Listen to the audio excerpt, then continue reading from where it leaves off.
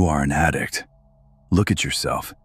You binge watch these shows. You obsess over these characters. You scroll through edits of Thomas Shelby walking in slow motion on TikTok. Why? Because you are starving. You are starving for competence. You are starving for control. In a world of weak men who apologize for existing, you are addicted to the sight of men who do not apologize. But you are doing it wrong. You are consuming them like entertainment. You should be studying them like blueprints. Stop watching the screen. Look at the mechanics. Today, we are not reviewing cinema. We are performing an autopsy on power. We are going to rip open the psychology of the three most dangerous archetypes in modern fiction: the strategist, the patriarch, and the shadow. We will isolate their micro-behaviors. We will decode their silence. And we will install their operating systems into your brain. This is not a movie review.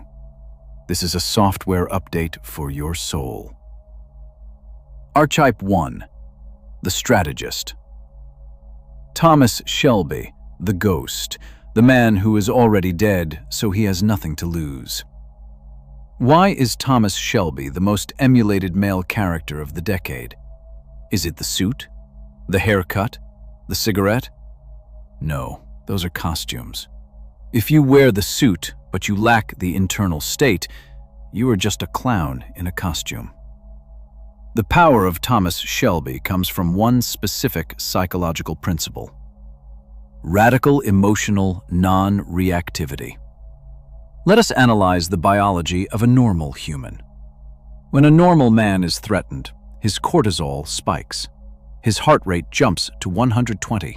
His voice pitch goes up. He starts talking fast. He explains himself. He leaks fear. Now look at Shelby. When a gun is put to his head, his heart rate drops. This is not fiction. This is a teachable state called the freeze response override. Deconstruction 1. The information vacuum. In almost every scene where Shelby is negotiating, watch who speaks first. It is never him. He enters the room. He walks to the chair. He sits. He lights a cigarette. He looks at the other man. And he waits.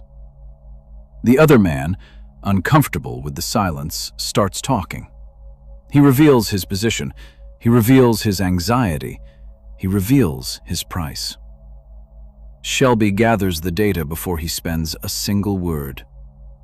Most of you are terrified of silence. You think silence is awkward. Silence is not awkward. Silence is weight. When you are silent, you become the heavy object in the room. The other person begins to orbit around you. Stop trying to fill the air. The air does not need your noise. The next time someone asks you a difficult question, do not answer immediately. Take a breath. Look at them. Count to 3 inside your head. In those 3 seconds, their confidence will crumble. They will wonder if they asked the wrong question. They will wonder if you are angry. You have seized control of the frame without uttering a syllable. Deconstruction 2. The slow blink, predator gaze. Let's get granular. Look at his eyes. We are programmed by evolution to fear things that do not blink. Snakes do not blink. Tigers stare before they strike. A nervous human blinks 20 to 40 times a minute. It is a subconscious attempt to break visual contact to lower stress. Shelby blinks maybe 4 times a minute. This is the shark gaze. It signals to the primal brain of your opponent that you are not in danger. You are the danger. How do you train this? It is painful. You must consciously force your eyelids to remain open during conversation. When you feel the urge to blink away from tension, resist it. Stare through their eyes, not at them. Focus on the color of their iris. When you stop blinking, time seems to slow down for the other person. They feel exposed. They feel like prey. Use this sparingly. If you do it too much, you look like a psychopath. If you do it at the right moment, you look like a king. Deconstruction 3. The question reversal. Anti-defense. Listen to how he handles accusations. When an enemy says, "You are a murderer, Shelby," or "You betrayed us," does he defend himself? Does he say, "No, I didn't, let me explain"? Never. Explaining is losing. Defending is submitting. Instead, he attacks the premise. He asks a counter-question. "Who told you that?" Or, "And what are you going to do about it?" Or simply, "So?" This is called frame breaking. When you defend yourself, you are validating their authority to judge you. You are stepping into their frame. When you ignore the accusation and ask a question, you reject their authority. You pull them into your frame. You turn the judge into the witness. "Why were you late?" Don't say, "Traffic was bad." Say, "Have we started yet?" See the difference? The first is an excuse. The second is a command. Deconstruction 4. The low tonality. Biology dictates that high pitch equals submission and low pitch equals dominance. Shelby never raises his voice. Even when he is shouting orders, the pitch remains grounded. He speaks from the diaphragm, not the throat.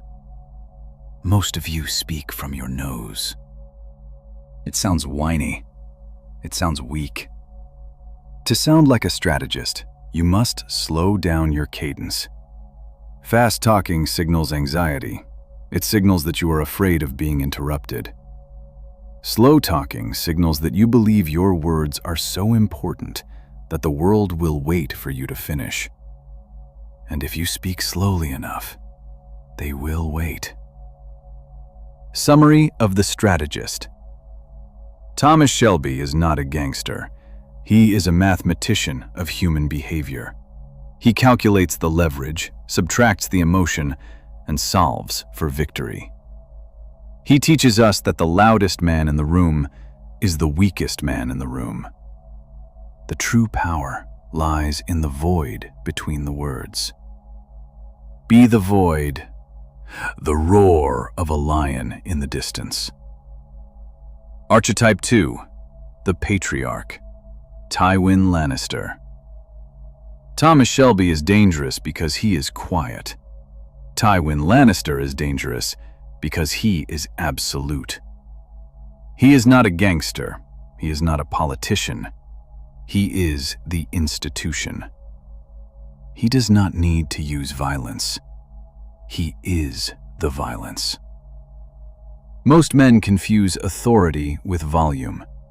They think shouting makes them powerful. Shouting is a confession. It confesses that you have lost control. It confesses that you are afraid not to be heard. Tywin Lannister never shouts. He speaks in statements. He speaks in decrees. He speaks as if reality itself must bend to his will. Deconstruction 1. Spatial Dominance. The power of the chair. Let's analyze the famous scene where Tyrion demands Casterly Rock, or when Joffrey, the king, throws a tantrum. What is Tywin doing? Is he standing up to meet them? Is he stopping his work to give them attention? No. He remains seated. He continues writing his letter. He skins the deer. This is called task priority. By continuing a mundane task while someone is screaming at you, you send a lethal, nonverbal signal. Your crisis is not my crisis. You are noise. I am signal. The king screams, "I am the king!" Tywin answers calmly, without looking up. Any man who must say, "I am the king," is no true king. He destroys the frame with one sentence. He reduces the king to a child. How to use this? When someone storms into your office or confronts you aggressively, do not stop what you are doing immediately. Finish the sentence you are typing. Take a sip of water. Adjust your cuff. Then look up. Slowly. You have just told them that your coffee is more important than their anger. You have established that you decide when the conversation starts. You have won before you spoke a word. Deconstruction 2. The negative space. Silence as a weapon. Tywin uses silence differently than Shelby. Shelby uses it to think. Tywin uses it to punish. When someone disappoints him, he stares at them. He waits for them to squirm. He waits for them to apologize. He weaponizes the awkward pause. Most people rush to fill the silence because it hurts. Tywin enjoys the pain. The technique. Ask a question. Why did the project fail? They give an excuse. Do not respond. Just stare. Maintain eye contact. They will start talking again. They will give another excuse. They will start apologizing. They will reveal the truth. Silence is the ultimate truth serum. By saying nothing, you force them to say everything. Deconstruction 3. The refusal to validate. Humans crave validation. Did I do good, boss? Tywin gives zero validation. When Arya Stark serves him well, does he say, "Good job"? No. He says, "You're a sharp girl." It's an observation, not a praise. By withholding praise, he creates a validation vacuum. People work 10 times harder to get a nod from Tywin than a hug from Ned Stark. Be the mountain. Mountains do not applaud the climbers. This sounds cruel. It is, but it is effective. If you praise people constantly, your praise becomes inflation. It loses value. If you praise rarely, your praise becomes gold. When Tywin finally says, "good," it feels like a coronation. Use praise like a sniper uses bullets. One shot, one kill. Deconstruction 4. The physicality of absolutes. Watch how he sits. He does not lean forward eagerly. He leans back. He occupies space. He does not fiddle with objects. His hands are still. Fidgeting is anxiety leaking out of your body. Stillness is confidence staying in. When he pours wine, he pours it deliberately. Every movement has weight. Tywin moves as if the air around him is thicker. Exercise. The heavy object. Imagine your body weighs 500 pounds. When you turn your head, turn it slowly. When you pick up a pen, pick it up with intention. Do not rush. Rushing is for servants. Kings move at their own pace. By moving slowly, you signal that you are not afraid of time. You own time. Summary of the Patriarch. Tywin Lannister teaches us that authority is not given, it is taken. It is taken by refusing to react to the tantrums of children, even if those children wear crowns. He teaches us to be the unmovable object in a world of chaotic forces. When the storm comes, do not shout at the wind.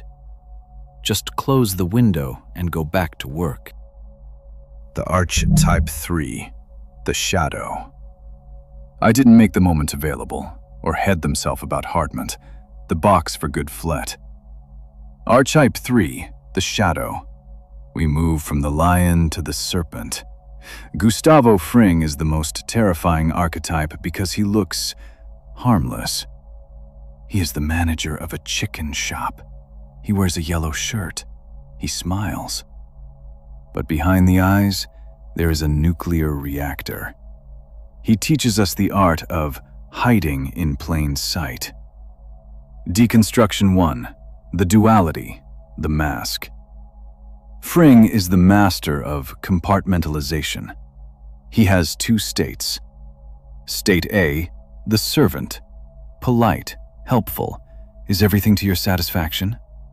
State B, the monster, cold, dead eyes, absolute brutality. The terror comes from the switch, the moment the smile drops. It triggers the Uncanny Valley effect in the observer. This thing looks human, but it is not human. How to use this?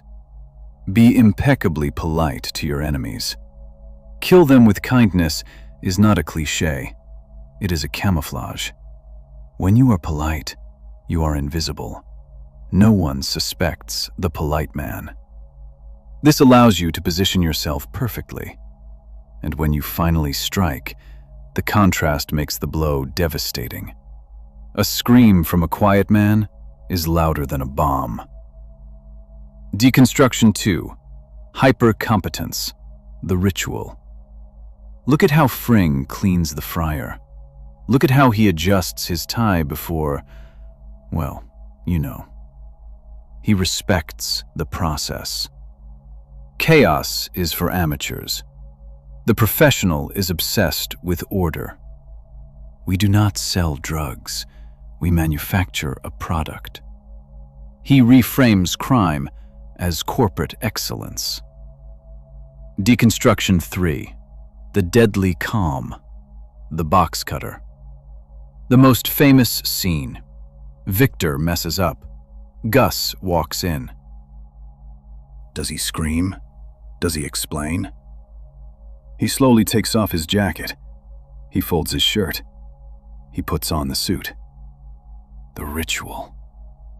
The slowness of the movement creates unbearable tension.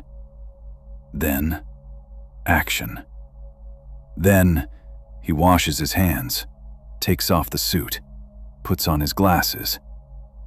Get back to work. Total emotional detachment. The technique. When you have to deliver bad news or fire someone, do not be emotional. Do not apologize. Do not rationalize. State the fact. This is not working. The more words you use, the weaker you look. Deliver the blow. Clean the blade. Walk away. Deconstruction 4, the tie adjustment. Even in the face of death, he adjusts his tie. This is the final act of defiance. It says, you can kill me, but you cannot make me lose my composure. Dignity is the only thing they cannot take from you. Hold on to it until the end. Gustavo Fring teaches us, you do not need to be the biggest man in the room. You just need to be the most dangerous. The danger is not in the bark. It is in the bite. You have seen the Trinity. The strategist, the patriarch, the shadow. Now, you must synthesize them. Do not cosplay them. Do not wear a flat cap and smoke. That is cringe. That is weak. Steal the principles. Here is your daily protocol to install the Dominion operating system. 1. The blink test. Tomorrow, in every conversation, consciously slow down your blinking. Force your eyes to stay open. Feel the discomfort. Push through it. Watch them look away first. 2. The 3-second gap. Before you answer any question, count to 3. Create the void. Let them wonder what you're thinking. 3. The posture check. When stress hits, freeze. Do not pace, do not fidget, sit still. Stillness is the predator's camouflage. 4. The polite monster. Be more polite than necessary to people you dislike. It confuses them. It hides your knife. Conclusion. Movies are not entertainment. They are simulations. While the sheep are eating popcorn and cheering for the explosion, you are studying the detonator. Stop being the audience. Start being the protagonist. Become the void. Become the king. Become the shadow. Dominion raw. Analysis complete. Reflection of the viewer in the black mirror.